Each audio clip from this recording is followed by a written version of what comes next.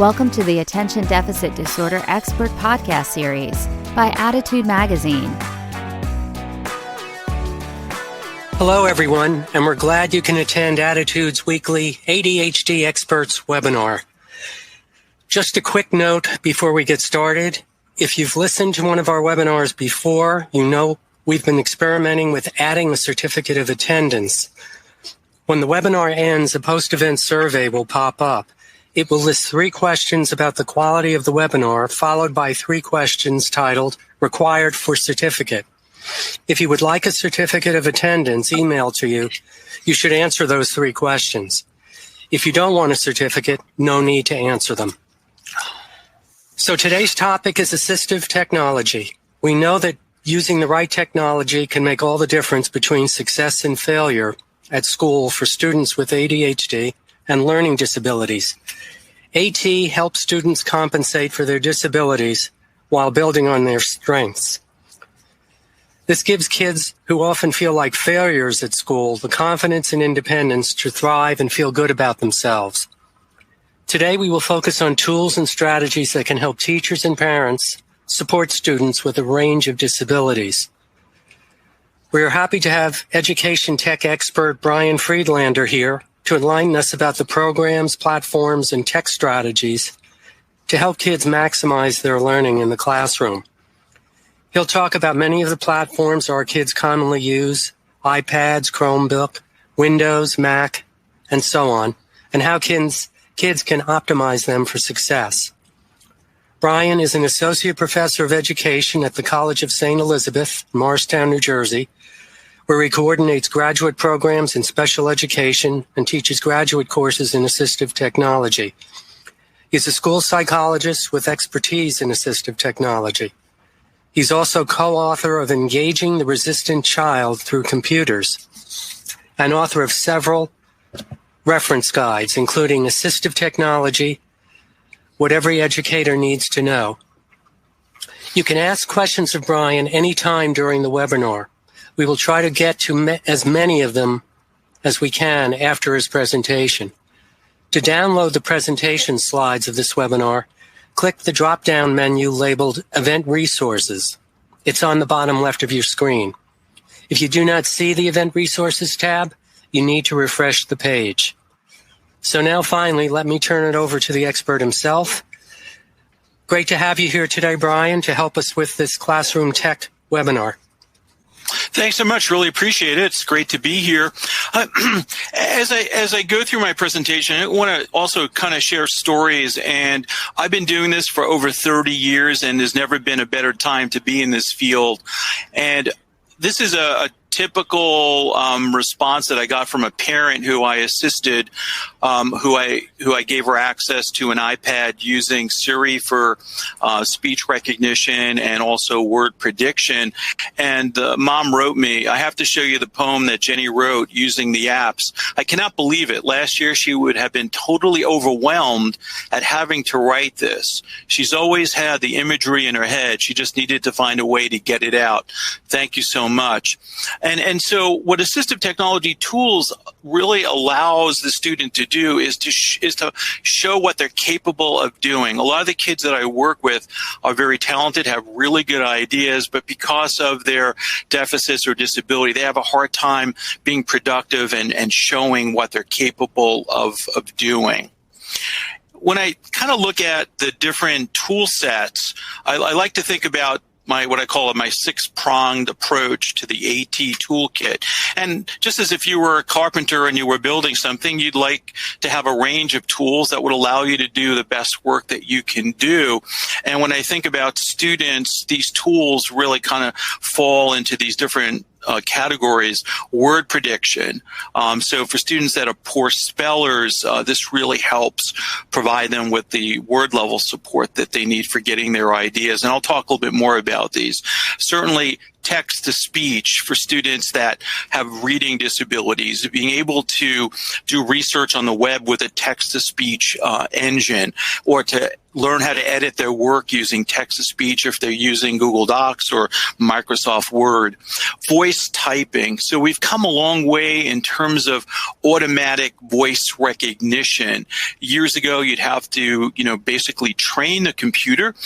Now it's automatic. And this has been really a godsend for many of the students that I work with that have great ideas but can't get the ideas quickly from their head to the paper. Voice typing that's built into Google Docs, or speech recognition that's built into Microsoft Word, or using Siri on an iPad is pretty incredible.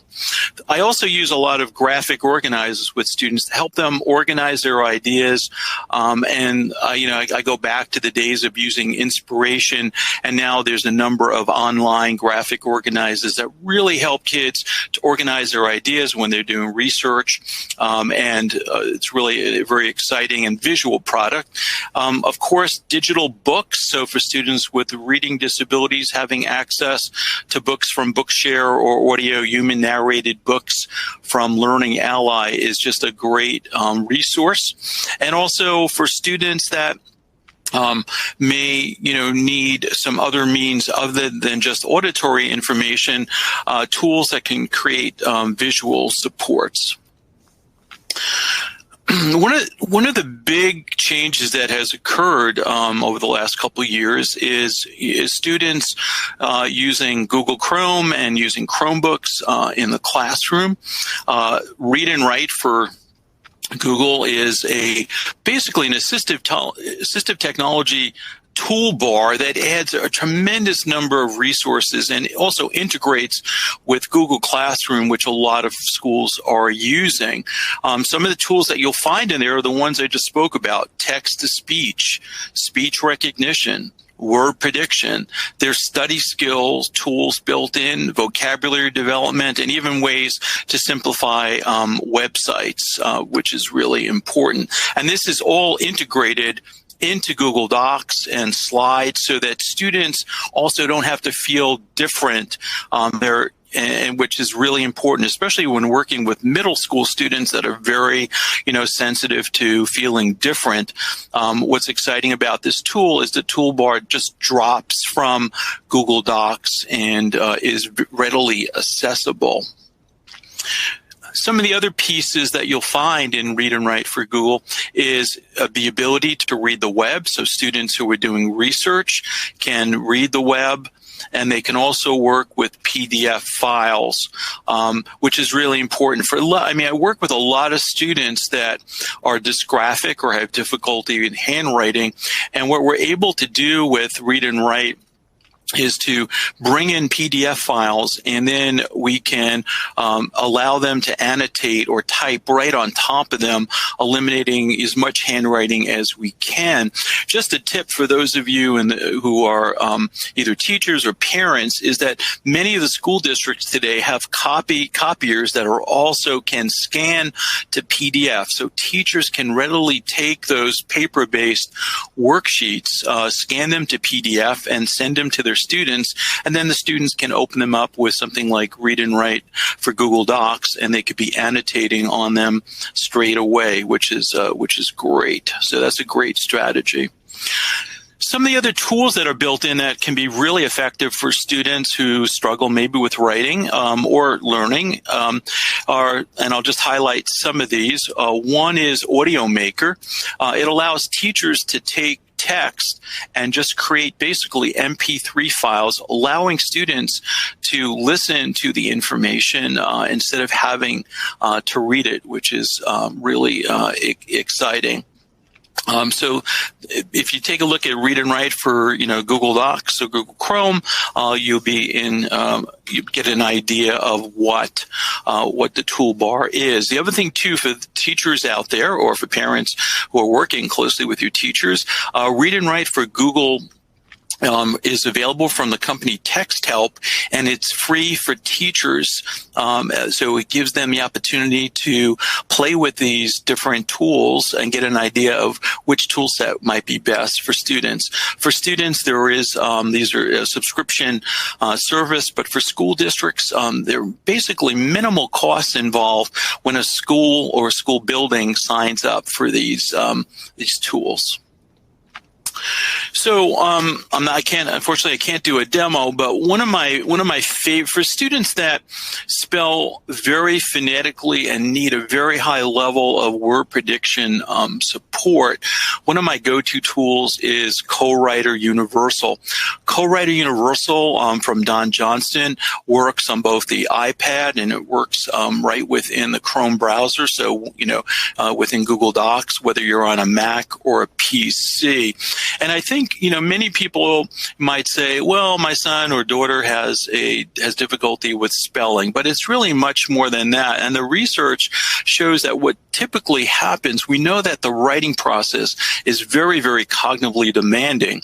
And then if we add the fact that the child or student has difficulty with spelling, what tends to happen is, imagine that your child or student wants to use the word spaghetti and say something like, last night I had spaghetti. So what happened is they compose that in their head, and then they get to the word spaghetti and they go, I can't spell that. So it stops the writing process. And then what they try to do is they try to find a 4 or 5 letter word that they can substitute for that. And so what they typically will do is say, oh, what other word? Oh, pasta. Oh, I could spell that. But it stops the writing process.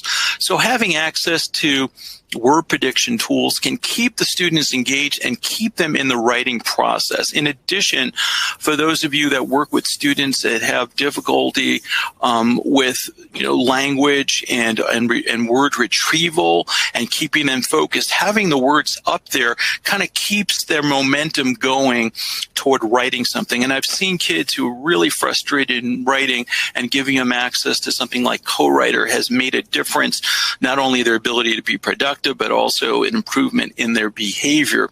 Co-Writer also supports text-to-speech, and one of the key features of Co-Writer, which has been around for over 25 years, is this concept of topic dictionary. So if your student is writing about, let's say, ecology, we can load all those words related to ecology so that when they begin to type, those words come to the top of the list. So it's a really very powerful tool and a great strategy for students that have great ideas. Also, word prediction is very helpful for students who might not be able to use speech recognition in the classroom, especially for taking tests. In addition, many of the state level tests do have the with proper documentation, will allow students to use word prediction in that statewide test. So check with your, county supervisors and make sure that, if you want the students to use it, that it's written into the student's IEP, because generally the prerequisite is students would have needed to be using word prediction throughout the year in their language arts program, which would then enable them to use it when they're taking those high stakes state examinations. So another really interesting tool that I often use for students it's called Word Bank Universal, also from Don Johnston. And what this allows teachers, for that matter students, is create word banks related to a particular topic. And what's really exciting about this is that you can pretty much do it on the fly. All you would need to do is go to the website on the topic that you were writing about and hit a little plus sign, and it creates the word bank automatically. The students can also turn on text-to-speech, so if they have trouble decoding the words, it will read the word in the word bank, and you have certain controls where you can limit the number of words in the format. But again, for students that have word retrieval or have difficulty coming up with ideas, sometimes a tool like this can be really helpful in the writing process. Just some other tools that I use is WordQ, and this can be used on iPads. It can be used on a Mac or a PC, and it also provides word prediction. It has a clean interface, text to speech, and they just added the ability to open PDFs to annotate on that. And I think it bears mentioning again the importance of kind of matching the tools what the student needs. And one of the things that I tend to do and tend to teach teachers how to do is to allow students to take paper-based worksheets and annotate them, which is really, really important. Being able to do that allows the student to type on the worksheet, hand in whatever they need to without the need to write. And that has made a really big difference for a lot of the students. And because a lot of the students I work with also have attention or executive function disorder, it also allows us to organize their worksheets in a digital format, whether through using something like Google Drive and folders, or using something like Microsoft OneDrive or OneNote. So after the students have completed the worksheet on the computer, they can then file it electronically, which then allows them to organize it. I know for myself, I am not great with paper, but between using something like Evernote and OneDrive and Google Drive, it allows me to be more organized with the information that I need to gain access to. One of the interesting tools is ThoughtQ, and now actually ThoughtQ is now integrated with WordQ. It's from the same company. But for students that may have difficulty coming up with ideas, what this tool does is it actually links ideas based on the topic. So for example, a student can type a word like ecology and will come up, and when you enter that into the dialog box, it will generate a list of other topics or keywords that students can then click on to find information as to how that topic is related with that link. This also integrates with Google Docs and is a great research tool for students that sometimes have difficulty coming up with ideas. And the engine is really interesting because it links ideas that students may not have even thought about, or it makes them inquisitive as to what does this have to do with the topic I'm studying. So it's a great research tool that they can use, especially when they're doing research papers and maybe are at a loss for ideas and to look at.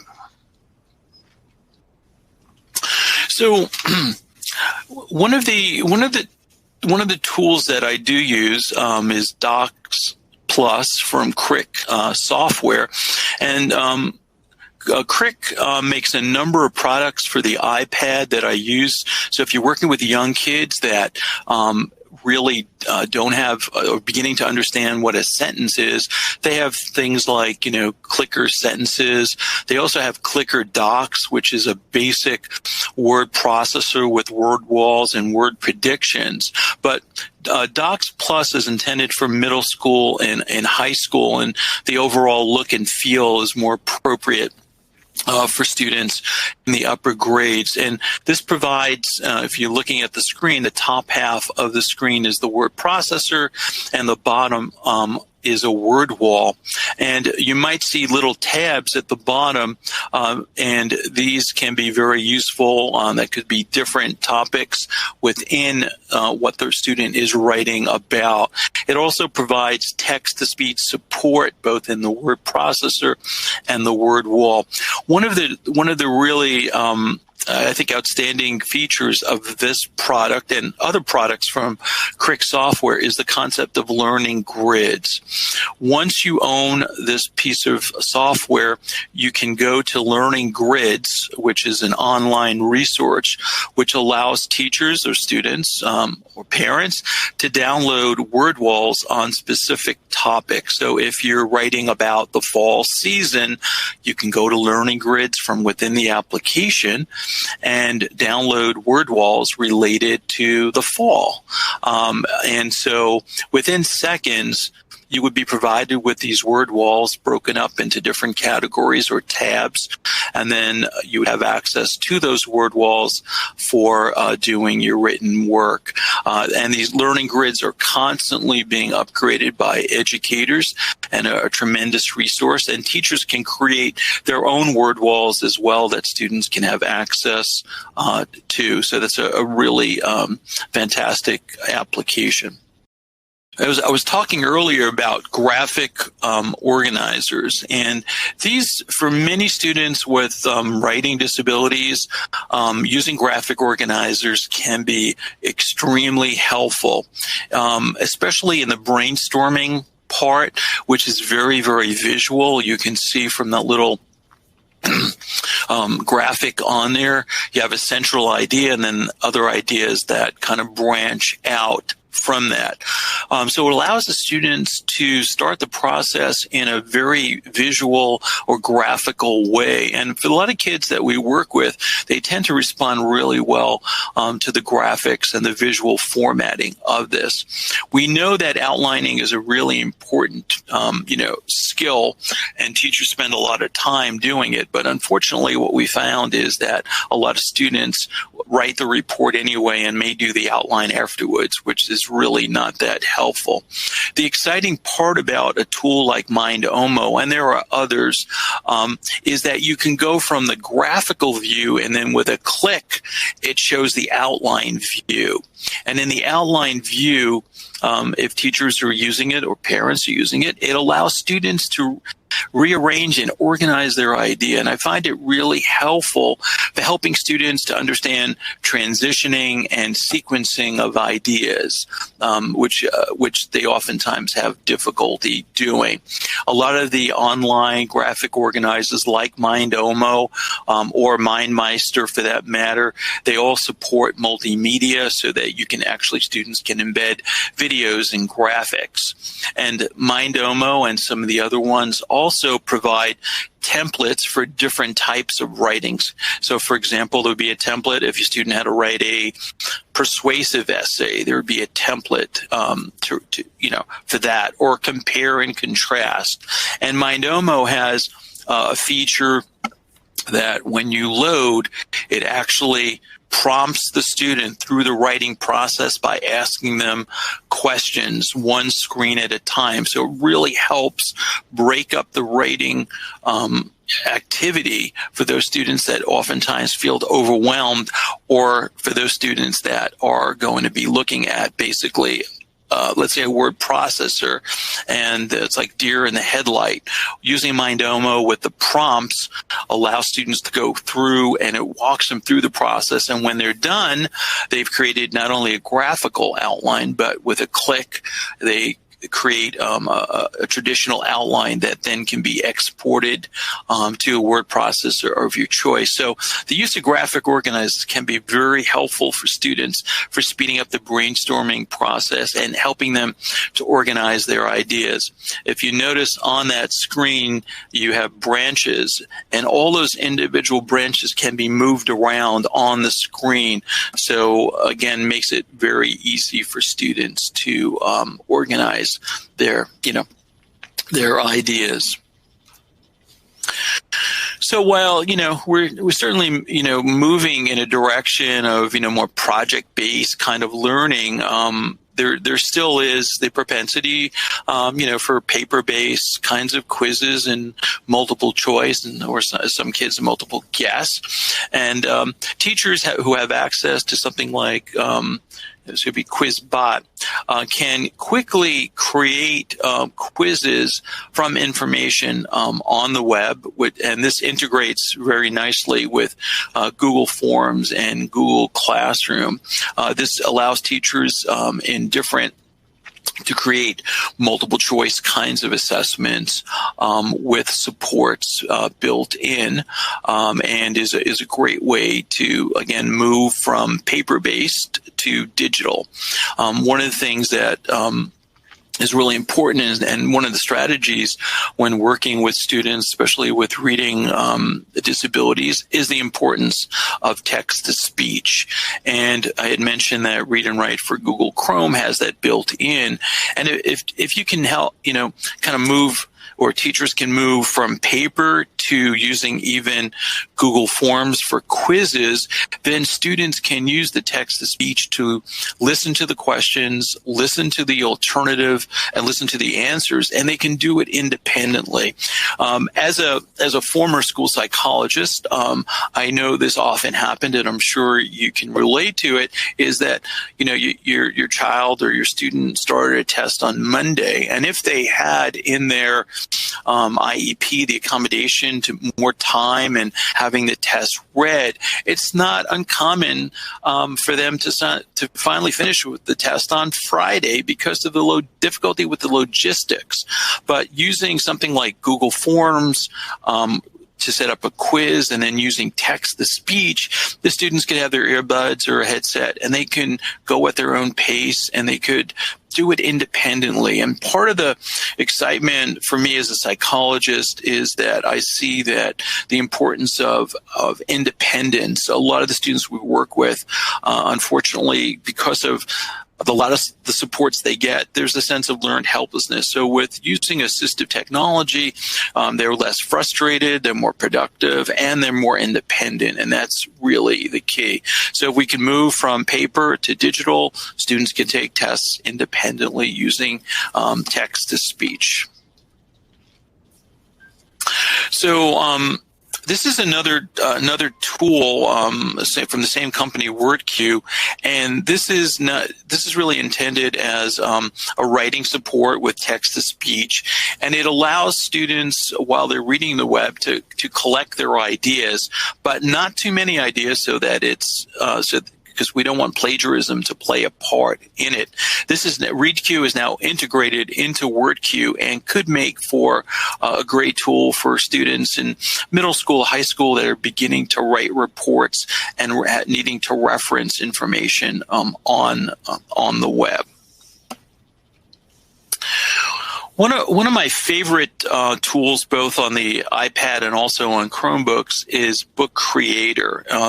This allows teachers and students to create multimedia books with audio, video, text, graphics. And I oftentimes, as a strategy, will use this with students who are maybe mainstreamed in science or social studies to record observations or as a way to kind of journal what's happening. One of the really I think a really potent feature is the audio recording. Students can, if they're using, let's say, an iPad, capture a picture and then add an audio recording of what they're doing or what the observations are. So it's like having a tape recorder built in with that. You can also include video, and also both on the Chromebook, they recently added voice typing, so students can create their own books and use speech recognition right within the Chromebook. It's a great way, when you also think about universal design for learning, giving students another way to show their knowledge by allowing them to do a project by creating a book with content.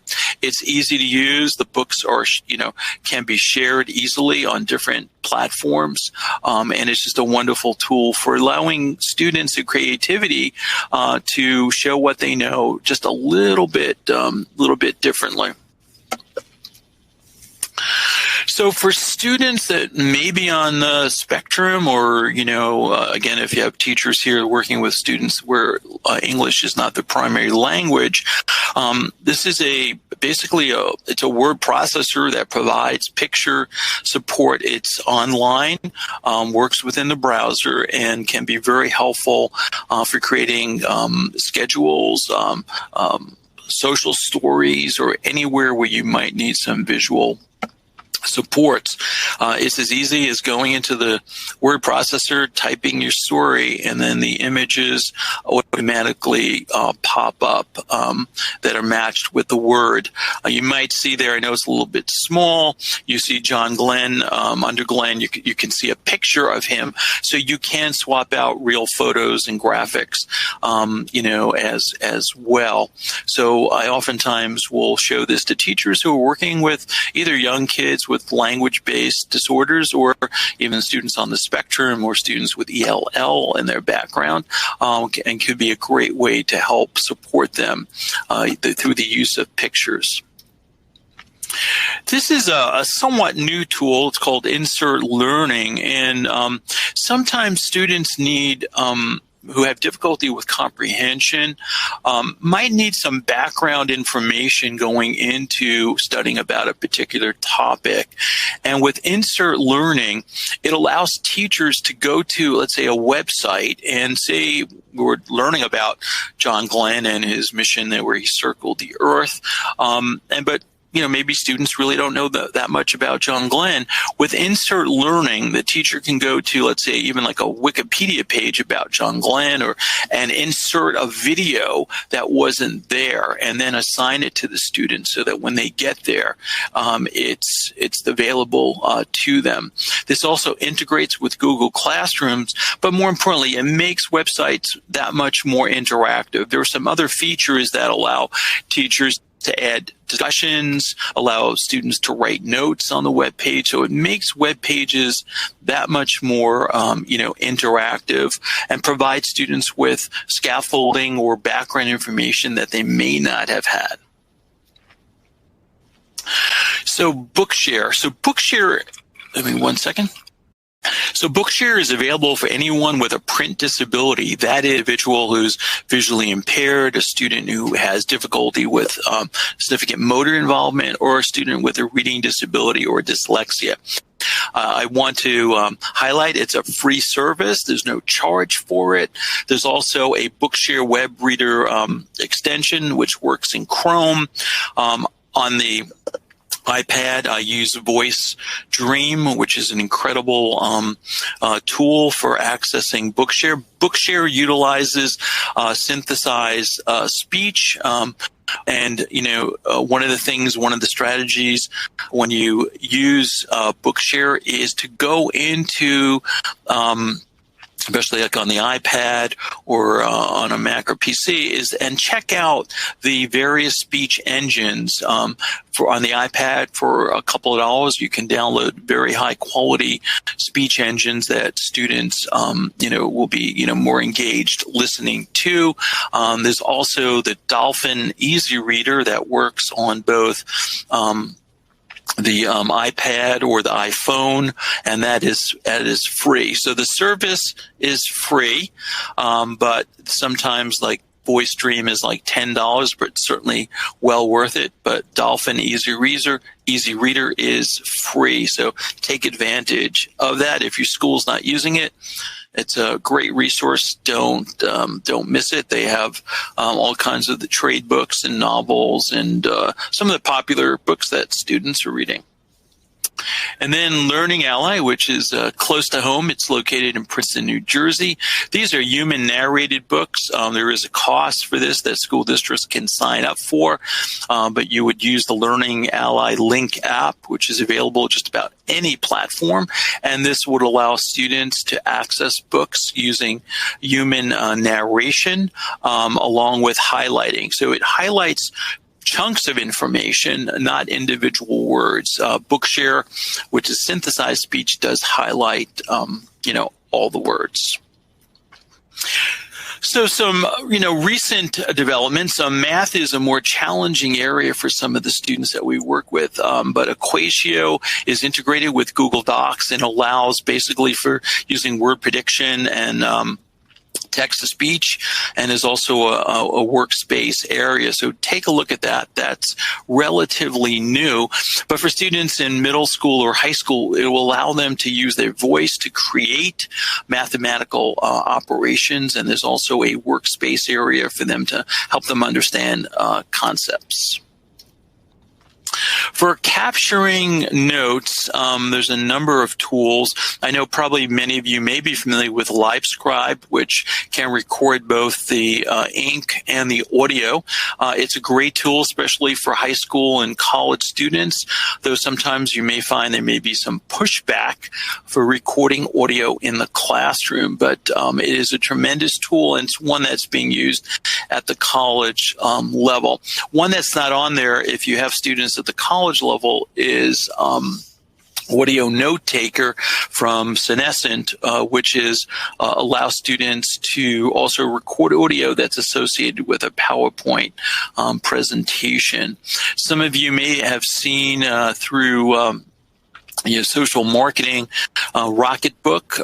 Rocketbook is an interesting book that uses the Pilot Friction pens that are erasable, but what it allows students to do is basically write in these books, in the Rocketbooks, and then you can predetermine where it gets sent to. So using your smartphone and the app, you can basically do automatic filing into a folder, like in OneDrive or in Google Drive or Evernote, wherever service you're using. And for classroom kind of note taking, I know maybe some of your students are using their phone to take, pictures of whiteboards.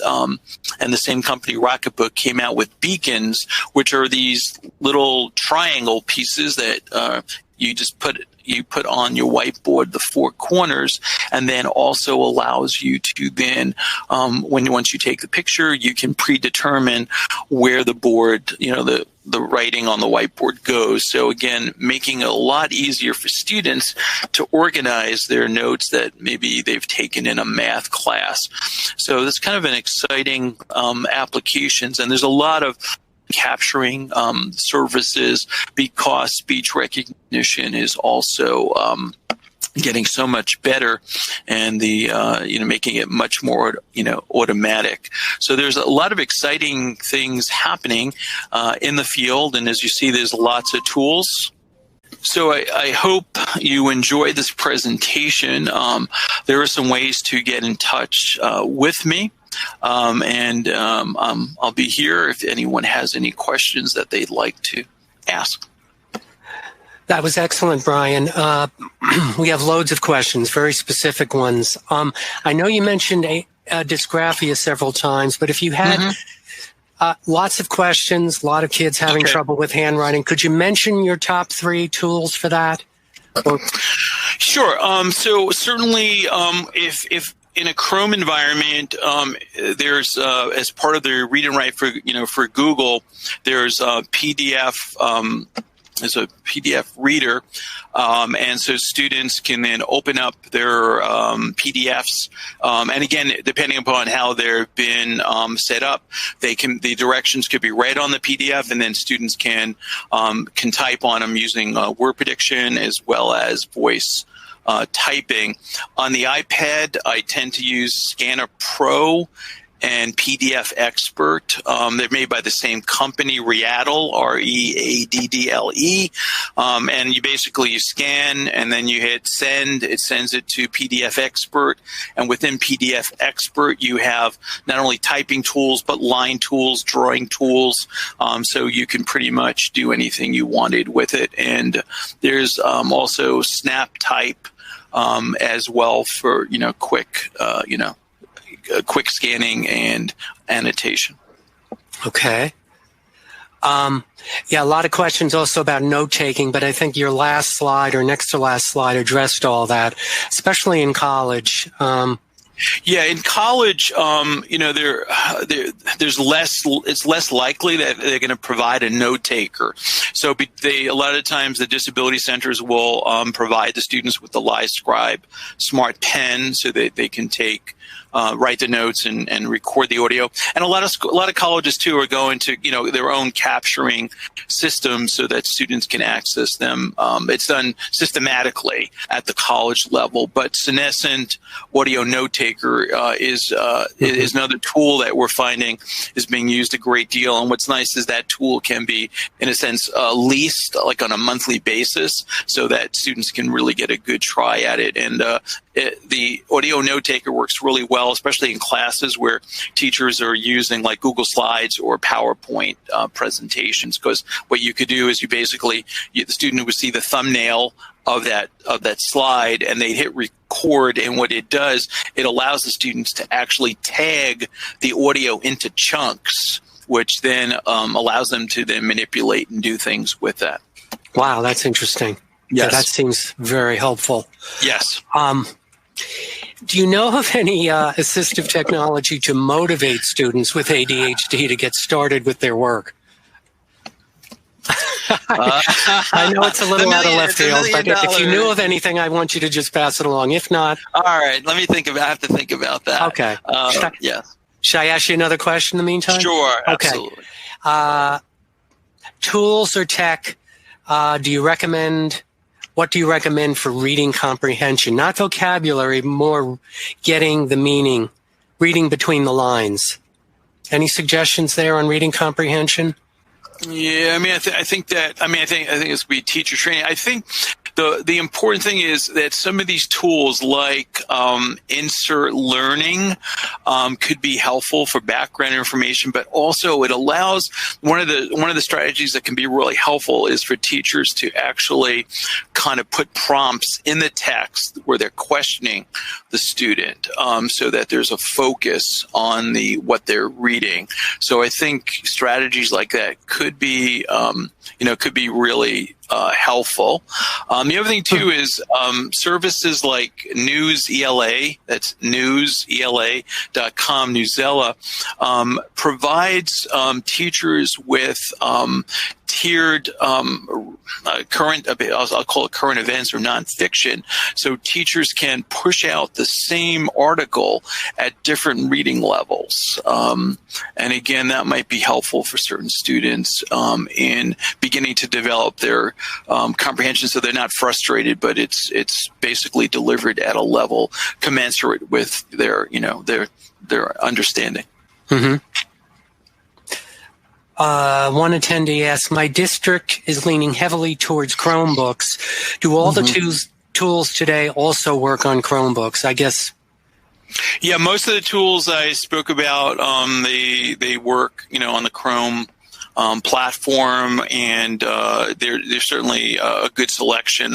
And what's nice about the Chromebook is that a lot of teachers who are using Chromebooks are using Google Classroom, which means that everything is online, and so everything's accessible, and everything is organized in one place, including the calendar and assignments when they're due, so that for those kids that need the organizational piece, it's a great organizational tool for students. But that being said, I mean, both Apple but Microsoft has been doing some tremendous work in the field of accessibility. So they have in Office 365 in their suite, they now have speech recognition. They also have what they call the immersive reader as part of the learning tools that provides text-to-speech capabilities. So everyone is all three companies are doing a tremendous work in terms of making the technology more readily accessible.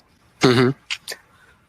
One parent is asking, for older students with ADHD and executive dysfunctioning, has anyone developed a tool to annotate on digital books and share that with teachers? It's well, I mean, in Learning Ally Link has some of that. Probably Voice Dream does a really good job. You can actually a digital book from Bookshare, you can actually basically tap on a word and open up a note card, and then either using Siri dictate the note or type the note, and then those notes can be exported and sent to the teacher. So yeah, there are some. So I would take a look at Voice Stream on the iPad and the iPhone, which works really well. And it's available for Android as well. Are all another question? A lot of them. Are all of the AT devices apps available as apps on cell phones? Some work on cell phones, some don't. So, for example, Co-Writer works on the iPhone. There's also, I didn't talk about it because of time constraints, but Snap and Read is a great reading tool. And then, the iPhone has built-in, text to speech once you turn it on at the system level. Apple just did, major upgrade with system iOS 13, and there's tremendous accessibility features that are built in to the operating system that work on the iPad and the iPhone. So, I mean, the iPhone for high school and college students is really becoming their assistive technology. For students with reading disabilities, taking a look at something like a Microsoft app called Seeing Eye. That's SEEINGEYE. Seeing AI, for artificial intelligence. Seeing AI for a student with a reading disability, they can basically point their phone at the text and it will read it out loud. So it does what we call the optical character recognition on the fly. It would also, depending on the handwriting, it can also read handwriting as well. So it's a very powerful app, and it is free. So if you have, young adults or high school students that have trouble reading, they can have their earbuds in, point the phone, and it will read the text to them. I didn't know about that one. Wow. Yep. What are your top 3 tools for dyscalculia?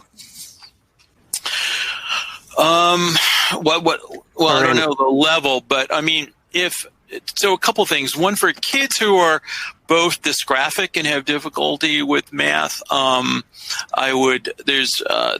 on the iPad Mod Math, which was developed by parents who had a son that was dysgraphic, and it basically lets kids line up numbers and do their math work as if they had pencil and paper. That's good elementary through middle school. Then you have the other thing too, for young kids who have difficulty with concepts. I often use virtual manipulatives, and there are a number of them, that basically, for like base 10 blocks and counting and things like that. So it's very visual, but very and students can manipulate the virtual manipulatives to help them better understand concepts. And there are a number of those are kind of free.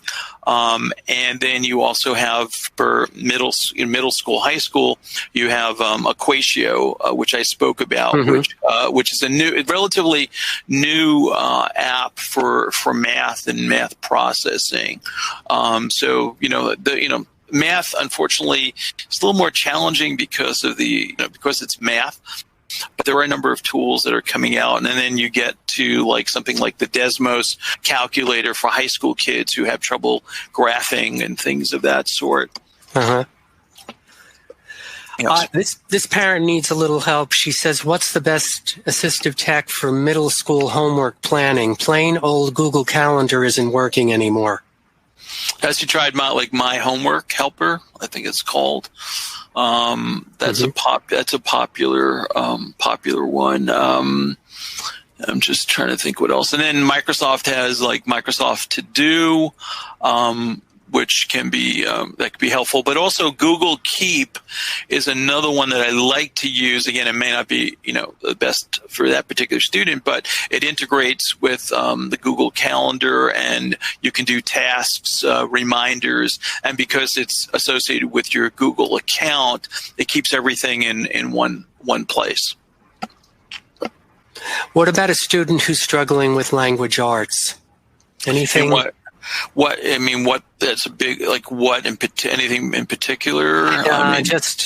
Just what is the best application for children who struggle with language arts? So I would again, if the student was eligible, I would definitely move to audiobooks to engage them in the reading process, and then I would certainly in the written area, I would try to introduce them to the voice typing to help them get the ideas down so that they're productive and they're getting their work in. I've wearing my hat as a psychologist, I can't tell you the number of times I've gone into schools where the kids I'm working with, their behavior problems, and it's usually the prompt is the teacher says it's now time to write, and then once they hear that, their behavior goes off because they just want to escape from the situation.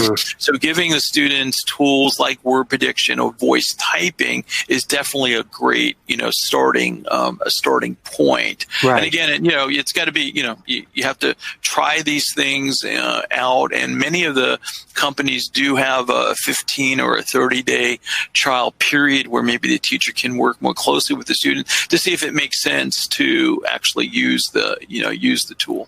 Uh-huh.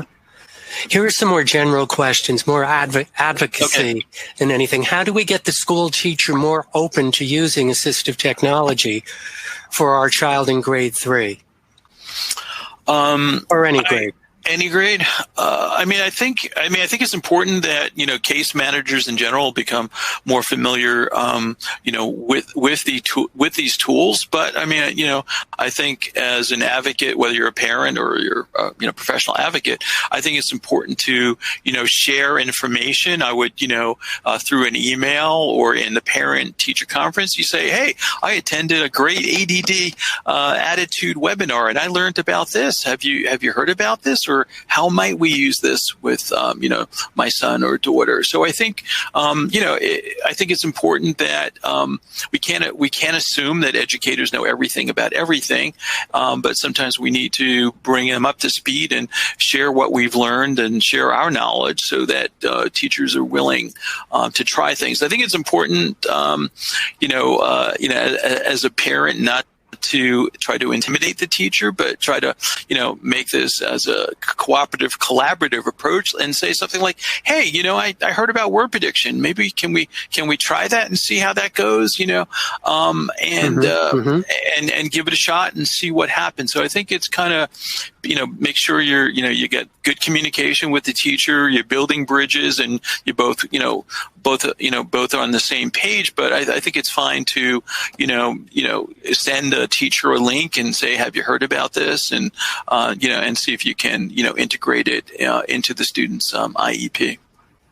Yeah, I was going to say that you could actually introduce some of these things in an IEP meeting, right? Sure. Yeah, absolutely. And the other thing too is part of the IEP process. There is what's called the consideration process, and that's where you basically consider whether assistive technology is warranted for your child. And I think that's a good time to bring it up. But if it's that time of the year when you're working on the IEP, but if not, you can still bring it up to the case manager.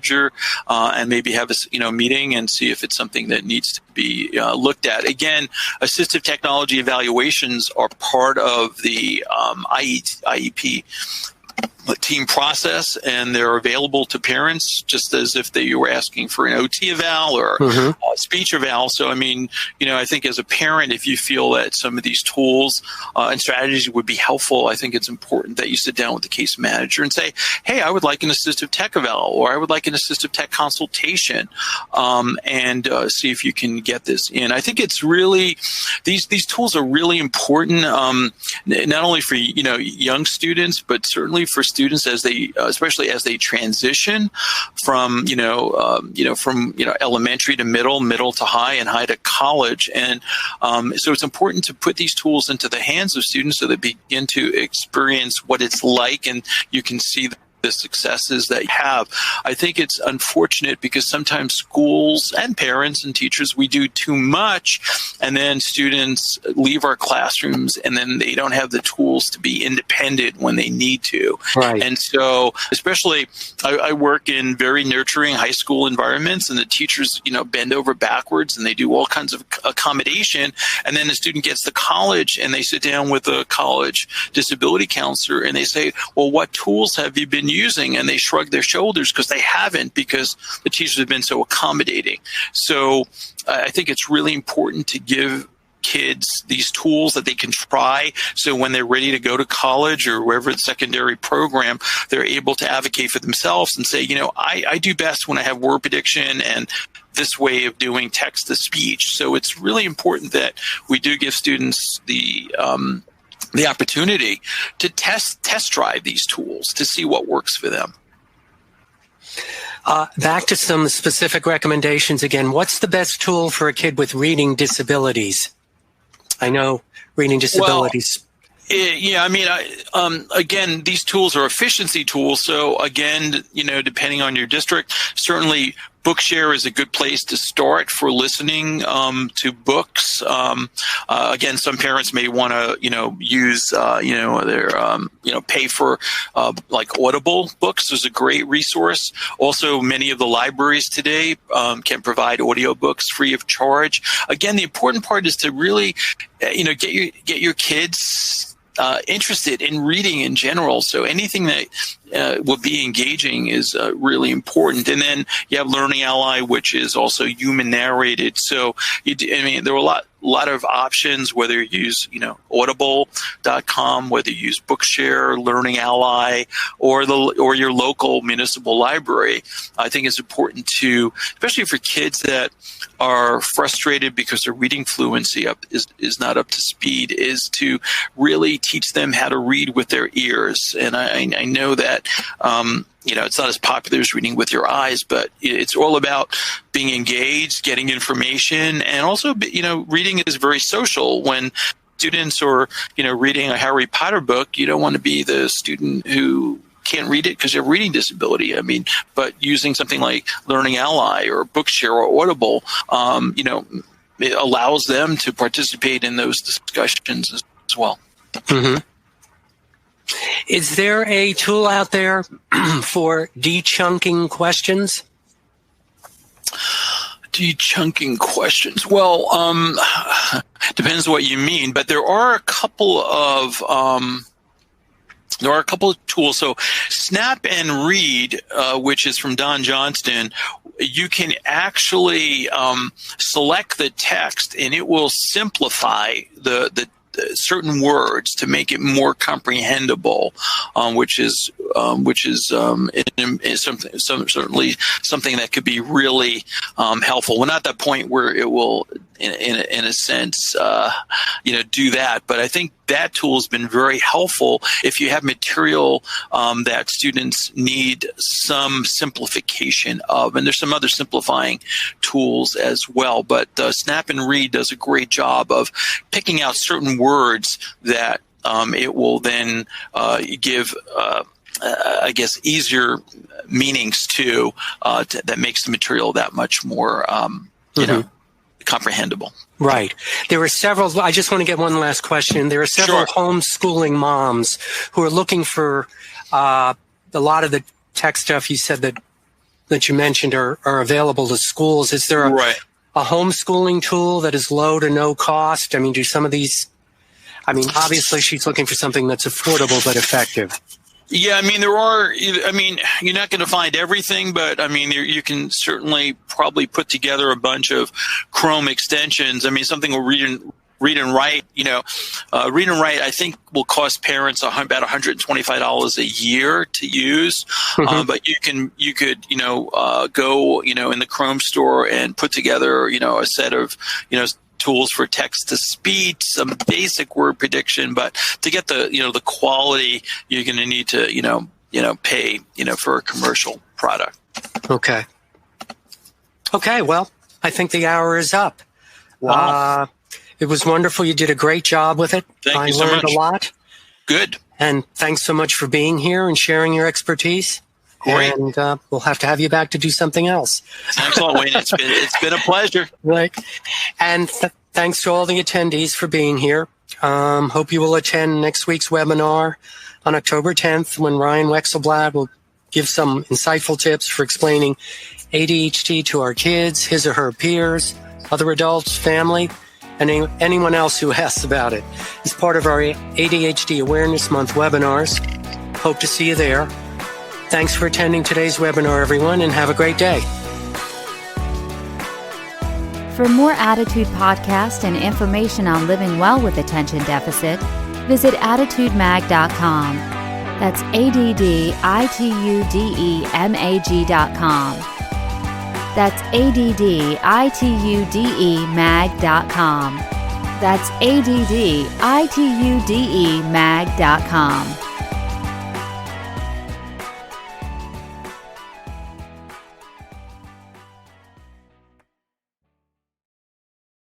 You love podcasts, the stories, the laughs, the unexpected turns. But when this episode ends, the silence starts. Not anymore. Audiobooks.com turns that silence into your next great adventure. With over 450,000 titles, from bestsellers to hidden gems, your love for listening just found its new best friend. And because you already know the joy of audio, we're giving you 3 free audiobooks to start your journey.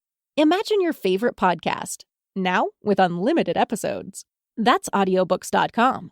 Keep the story going. Sign up for your free trial at audiobooks.com/podcastfree today.